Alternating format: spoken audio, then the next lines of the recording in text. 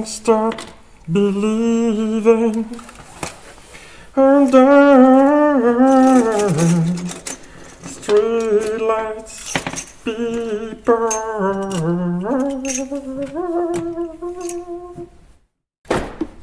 Hello there. Ha ha! King! Ha ha! Oh darling!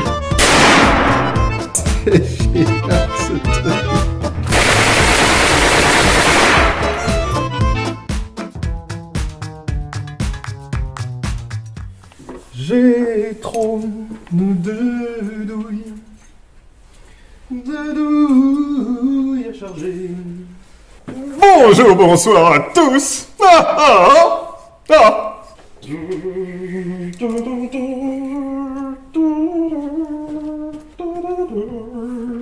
C'est Adrien du Foin de Grenier. Aujourd'hui, on va se mettre des pouces tout partout. Enfin non. Enfin, vous faites ce que vous voulez, hein. On juge pas ici, on juge pas. S'il y a bien une arme qui utilise un mécanisme original, farfelu, si ce n'est même incongru, c'est bien la Winchester Thumb Trigger.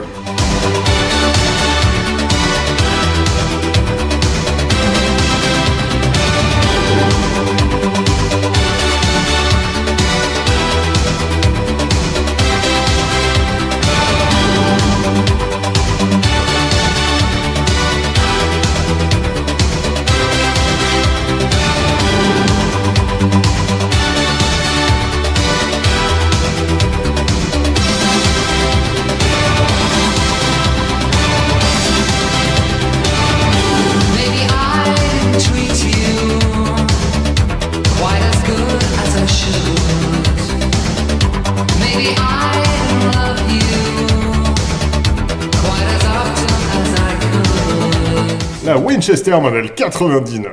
99! Et Seigneur que j'ai galéré à l'avoir celle-là. Et Seigneur qu'elle m'a coûté cher, qu'elle m'a même ruiné, car oui, c'est une arme à plus de 1000 euros. Ah si, je vous jure, plus de 1000 euros pour une monocour 22, si.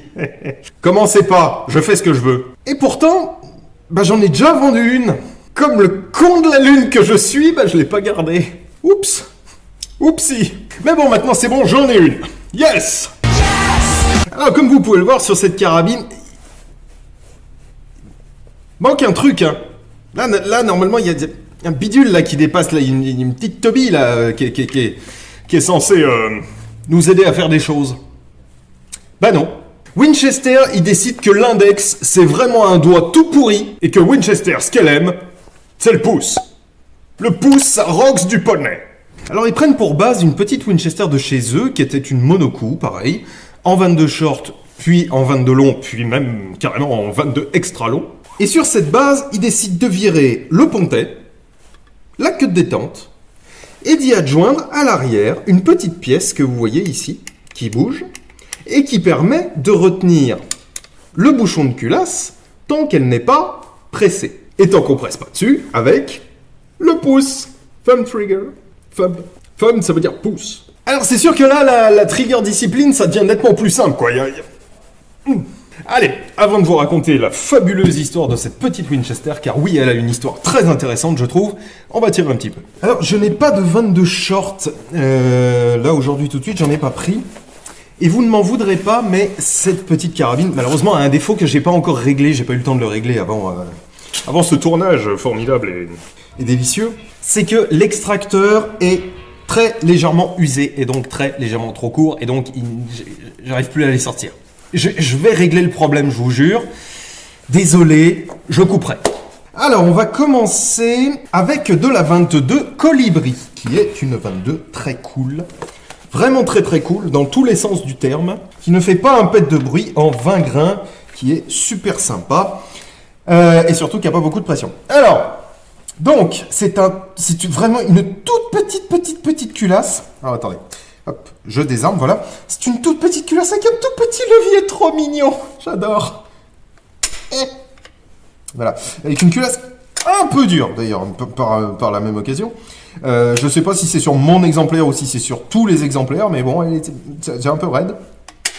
avec un petit extracteur en fond là, qui est super cool, vraiment. C'est super marrant quoi. Donc, on insère notre petite munition. Je remercie d'office tous ceux qui restent alors que c'est une carabine monocoup 22. Alors, corps défendant, ils sont là pour me soutenir. Donc, on ferme et comme vous pouvez le voir, le fait de reculer la culasse, comment vous dire, le bouchon tourne. Lors de la rotation de la culasse, il tourne avec. Et donc, il ne peut pas se loquer dans cette position-là sur la queue de détente de pouce. La queue de détente de pouce, là. Et donc, il faut l'armer à la main. Ce qui est, à mon avis, un mécanisme extraordinairement sûr. Rien ne peut être involontaire. Mais on va en reparler. Ponk. Et j'ai l'impression que je suis un tout petit peu haut, ce qui est parfait. Non. Décidément, l'extracteur est trop court.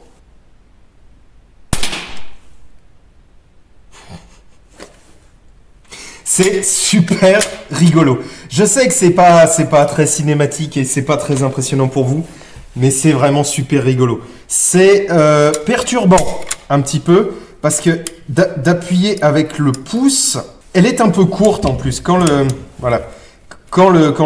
percuteur est armé, on a vraiment une toute petite zone où on vient appuyer et c'est un coup à prendre. Vraiment, ça c'est un coup à prendre. Mais c'est vraiment super intéressant, je trouve. Alors, cette petite carabine, très légère, tout, a été un standard. C'est-à-dire que les fabrications sur commande avec des options un peu farfelues, à ma connaissance, n'ont pas existé, potentiellement, mais alors très rare dans ce cas. Elles étaient livrées de base avec un canon de 18 pouces, 45,72 cm, coup de bol, on va en reparler. Une crosse en gumwood, en arbre à sève, là, et des organes de visée tout acier jusqu'au numéro 38400, puis tout acier avec un insert en étain sur le guidon à partir du numéro 38400. Alors l'utilisation du gumwood, donc l'arbre à sève, c'est une appellation qui recouvre plusieurs essences, mais en général c'est de l'EVA, donc c'est effectivement de l'arbre à gomme. Cette utilisation-là du gumwood, qui n'est pas une nouveauté en soi, hein, c'est même nos Winchester 94 AF, donc armée française, on avait des crosses en gumwood. C'était très économique, mais surtout c'est très léger. Et ça en fait une carabine qui fait 1,3 kg, qui quelque part par là, voilà. 1,3 kg, c'est super léger. Je connais des armes de poing plus lourdes que ça. Absolument parfait pour les petits gabarits, les très petits gabarits là en l'occurrence, et les débutants. C'est génialissime ça pour un gamin. Alors à noter, juste pour finir de parler des bois, que le noyer, qui généralement était d'office rejeté pour les modèles de cette gamme-là chez Winchester, a été utilisé sur la Fun Trigger. Donc c'est normal si vous en trouvez en noyer, c'est pas forcément une bidouille. Allez, tirons, on va passer sur des RWS L, donc ce ne sont pas des LR, ce sont des L, sans poudre. Ce sont des LZ. C'est super marrant, cette toute petite culasse là. C'est perturbant pour le tireur moderne. J'ai envie de mettre mon doigt sur un pontet là, mais God, non, c'est vraiment très perturbant. Ça, faut s'y faire. J'avoue.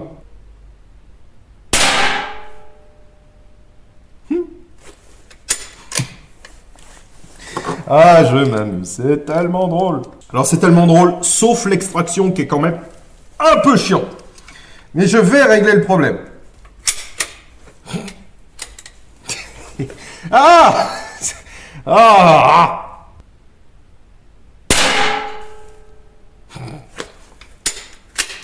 Ouais, c'est vraiment très drôle. Alors, quand je dis carabine parfaite pour les débutants, croyez-moi, je suis pas le seul à le dire. Et Winchester l'a dit. La publicité de l'époque de chez Winchester, je dis publicité, mais on pourrait dire propagande à ce niveau-là, mettait en avant le fait que cette carabine était beaucoup plus sûre, ce qui est effectivement assez logique, puisque notamment le système qui permet d'empêcher que le chien soit armé par la fermeture de la culasse, c'est très sûr, et surtout beaucoup plus précis que le système classique avec une queue de détente en dessous, parce que ça élimine le coup de doigt. Parce qu'en soi, quand vous êtes ici et que vous mettez un coup de doigt même très fort ici, au pire, il y a une petite pression vers le bas, mais encore, hein, attendez. J'essaie de mettre un coup de doigt exagéré.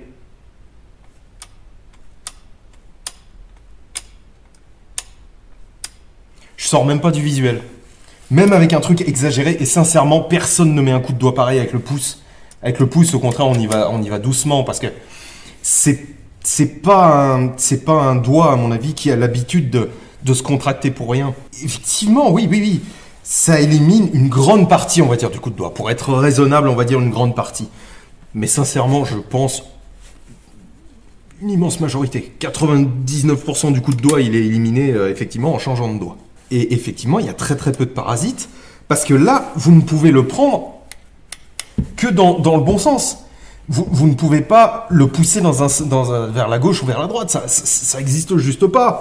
Surtout que votre main, elle est comme ça, donc par définition, le pouce, il est très proche de là où il est censé être. Là, le défaut que vous n'allez pas régler avec ça, c'est trop de pression sur la poignée, éventuellement. Mais le coup de doigt, ou un problème de positionnement de votre doigt, là-dessus, ça n'existe tout simplement pas.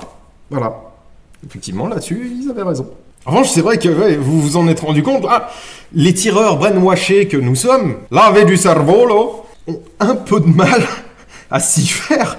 C'est vrai que l'index a envie de se mettre à des endroits où, du coup, il n'a plus aucune utilité. Et même à l'époque, à mon avis, ça a dû demander des efforts d'adaptation assez importants. C'est-à-dire, celui qui a l'habitude de la queue de détente à l'index, il a beaucoup de mal à s'y faire. Et le débutant qui commence avec ça, quand il passe sur une queue de détente à l'index, il est perdu, le gars. Mais ouais, je regrette sincèrement qu'il n'y ait pas plus d'armes comme ça, une arme de poing comme ça. Oh, ce serait tellement drôle. Ce serait tellement drôle. Je vais aller designer ça. J'ai 10 minutes à perdre. On ne design pas une arme en 10 minutes. Calmez-vous. Alors, on va essayer encore un autre type de munitions. Cette fois, on va passer sur les clean de GCCI. On va voir, je ne vais pas en tirer trop, je ne veux pas non plus trop la fatiguer et tout. Sachant que ça n'a pas de tenon de verrouillage, donc ça repose uniquement sur le boîtier. Bon, voilà. Alors, tac.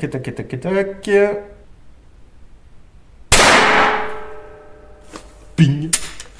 Ah là là, qu'est-ce qu'on s'amuse. Ping. Faut vraiment que je répare cet extracteur là, ça me gonfle ça, en revanche. Je vais essayer à gauche. C'est sûr qu'à gauche, c'est nettement plus agréable pour celui dont c'est la main faible. D'un coup, ça marche mieux. Alors je l'ai évoqué, c'est une carabine très courte. Un canon de 45,72 cm. Sachant que la limite légale ici en France, c'est 45,1 avant qu'elle ne soit classée en B. On est passé à 2 doigts du désastre là. Enfin, à 2 doigts. À 0,6 cm pour être exact. Un demi-doigt? Un quart de doigt? Je ne sais pas. Et justement, parlons du classement. Cette carabine est en C1C. C'est malheureux, mais c'est comme ça. Et pourquoi donc, du coup? Parce que chez Winchester, ils aiment bien mettre la charrue avant les bœufs de la peau de l'ours qui n'amasse pas mousse. Non, c'est pas ça. Le brevet d'origine de cette carabine, devinez, elle s'appelle Model 99, donc le brevet c'est... Roulement de tambour 1899. Bravo. Vous aurez un sucre. Seulement voilà, 2 autres brevets couvrent cette carabine. Alors, le brevet du guidon, aussi surprenant que ça puisse paraître, il y a ici un joli marquage, Patented November 4 1912. Pourquoi est-ce que j'ai voulu le dire en anglais, on se demande. Donc, breveté 4 novembre 1902. Mais bon, ça, on s'en fout. Le brevet du guidon, sincèrement, on s'en fout. Voilà, c'est comme le brevet de l'anneau de dragon sur le 1901 de chez Colt, on s'en bat les... Voilà, je vais pas dire quoi, histoire de ne pas être trop grossier. Il y a des enfants qui regardent. Bonjour les tom-toms. On s'en fout. Mais, au moment de la commercialisation, Winchester était toujours en attente du brevet couvrant la fameuse queue de détente de pouce. C'était une pratique extrêmement commune. On mettait juste patent pending, donc brevet en attente, sur la carabine, et boum, allez, ça partait en production et en commercialisation comme ça. Oh. Seulement voilà, au bout de 3 mois... 3 mois de production, ils se rendent compte que... Oh bah merde! En fait, le brevet, ils nous l'ont pas donné. Oh zut!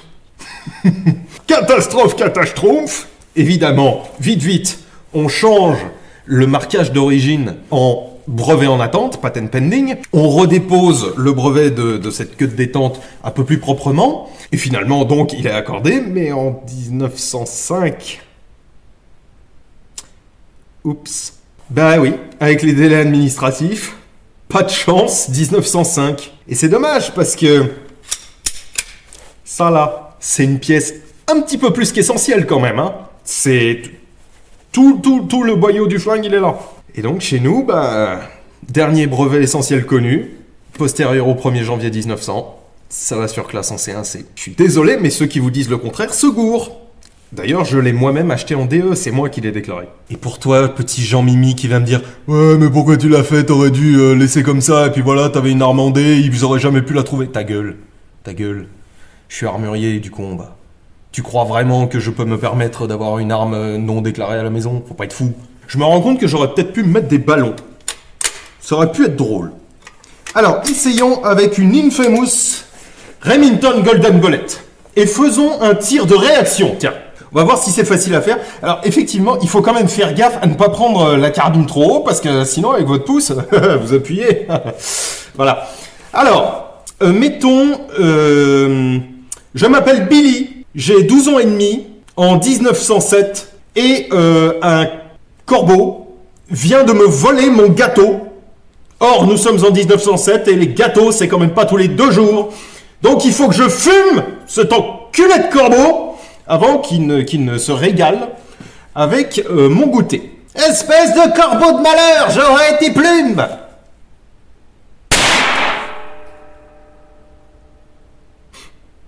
Croix, motherfucker! Je sais absolument pas si j'ai eu la cible, mais c'est vraiment. Ah là, ça croise plus, hein. Tac. On repasse sur une 22 Long Z, donc long Z. Pareil, on fait un petit tir de réaction. Ça monte très naturellement. Bon, faut dire, c'est tellement léger, bon sang. Ah, qu'est-ce que c'est léger. Là, moi, je peux faire ça toute la journée, hein. Je ferai ça toute la journée. Ouais, je sais. Je suis au courant. Y a aucun souci. Putain, pourquoi est-ce que j'ai plus d'ongles? Ah, c'est vraiment excellent. Et puis, faut admettre, c'est d'une mécanique tellement originale que ça... Ah, là, on est télescopé dans le passé parce que... Je sais pas, celui qui s'intéresse un petit peu à la conception des armes de nos jours, il sait très bien que plus personne jamais n'oserait faire ça, quoi. Petite rustine.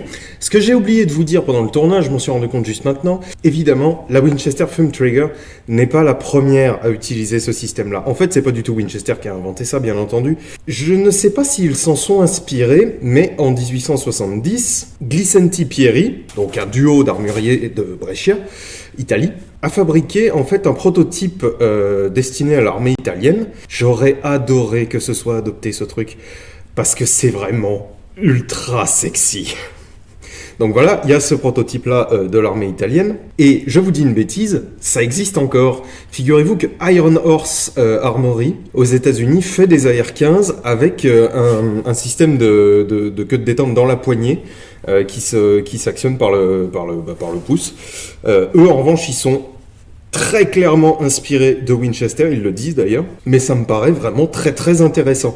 Ça a un look un peu dégueulasse, je trouve, parce que l'absence de pontet et de queue de détente déséquilibre un peu le tout, mais ça a l'air super intéressant et d'un point de vue mécanique, je pense que ça doit être vraiment très très bien. Voilà. À noter, alors elle n'est pas takedown, hein, ça va sans dire, mais elle se divise avec un gros bouton là en dessous, là. C'est très pratique, tac tac. Et la viande de la carabine est quand même assez rudimentaire. Donc vous avez ici là un grand ressort qui passe à travers d'ailleurs le logement de la vis. Donc la vis va venir le comprimer encore un peu. Ça permet d'avoir le ressort de rappel de queue de détente. En fait, vous avez ce grand levier là qui est la queue de détente avec ici la gâchette. Vous la voyez là, vous en voyez un bout. Puis c'est tout. C'est littéralement tout, il n'y a rien d'autre. Un ressort, une pièce, terminé. C'est cool, faut admettre. C'est cool. Et puis c'est vraiment un ensemble super compact. Tu crois que j'arrive à tirer sans la crosse? Attends. Une idée à la con. Et si je tirais sans la crosse? Je suis sûr que c'est possible. Essayons. C'est complètement teubé, mais... essayons avec une colibri. Alors, je garantis pas que je vais y arriver, hein. Essayons comme ça, hein. Je vais juste appuyer comme ça. Merde, ça ne marche pas.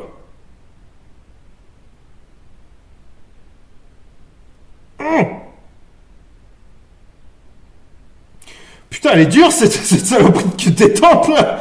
Ah. Ponk. Oui, non, c'est vrai qu'elle est très légère quand on a la crosse, mais quand on l'a pas, c'est plus la même, voilà. C'est plus la même limonade. Tac. On revisse le tout. Il y a en plus, un très beau marquage typique de Winchester. Ça, on voit évidemment ça sur les Winchester levier de sauvegarde. Manufactured by the Winchester Repeating Arms Co. Donc, fabriqué par la Winchester Repeating Arms Co. Pardon. New Haven, Connecticut, USA. Patent, donc brevet du 29 août 1899 et le deuxième du 14 février 1905. C'est le fameux qui nous fait chier. Thumb Trigger Model, donc modèle à détente de pouce, là. 22 short and long. Donc oui, théoriquement, c'est pas de la LR, mais ça passe. Winchester Trademark. TM. C'est formidable. Et je t'aime aussi, je t'aime très fort. Surtout vu ce que tu m'as coûté, je te garantis que je vais t'aimer longtemps. Moi, aimez-toi longtemps. Allez, on s'en refait encore un, et après, je vous raconte la fin de l'histoire. Oh. Avec les colibris, c'est génial. J'ai même pas... attendez. Finalement, je vous dis qu'on en fait qu'un, mais non, je vais encore m'en faire un sans le casque. Juste histoire de voir si on entend quand même quelque chose, parce que j'ai pas l'impression. Après, c'est un canon de 45. Théoriquement, on entend plus que dans les armes modernes, mais...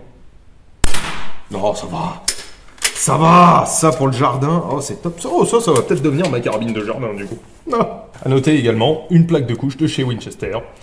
Winchester Trademark. Voilà, c'est tout. En plastique. C'est rigolo. Le Gumwood, ça a l'air un peu fragile, parce qu'elle est bien éclatée, cette crosse. Mais c'est pas grave, je l'aime bien. Donc la production s'étale de 1904 à 1923. Quand Winchester décide d'arrêter cette production en 1923, ils en sont à peu près au numéro 75 000. Et avec, on va dire, le nettoyage habituel des fonds de tiroir, avec toutes les pièces possibles et imaginables, ils auront encore de quoi en monter jusqu'au numéro 77 584. C'est le tout dernier numéro connu pour les Winchester Thumb Trigger. Ce qui est quand même pas mal parce que, faut se rendre compte que les fonds de tiroir chez Winchester, ça veut dire 2600 armes quasiment. Ça va. Leur fond de tiroir, c'est certaines productions complètes pour certaines armes. Alors, une petite anecdote marrante.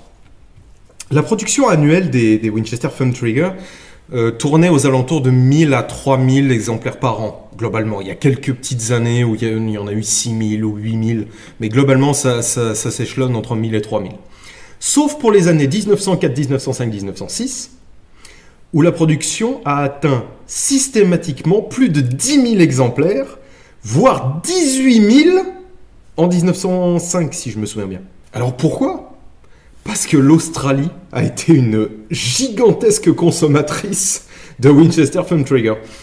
Plus de la moitié de la production est partie là-bas. Ce qui veut donc dire que, théoriquement, pour en trouver, faut aller voir en Australie. Mais comme j'ai l'impression qu'ils ont une législation sur les armes encore plus pourrie que la nôtre, je ne sais pas où elles ont fini, ces petites. Clairement pas pour aller fumer des kangourous, mais bon, qui sait.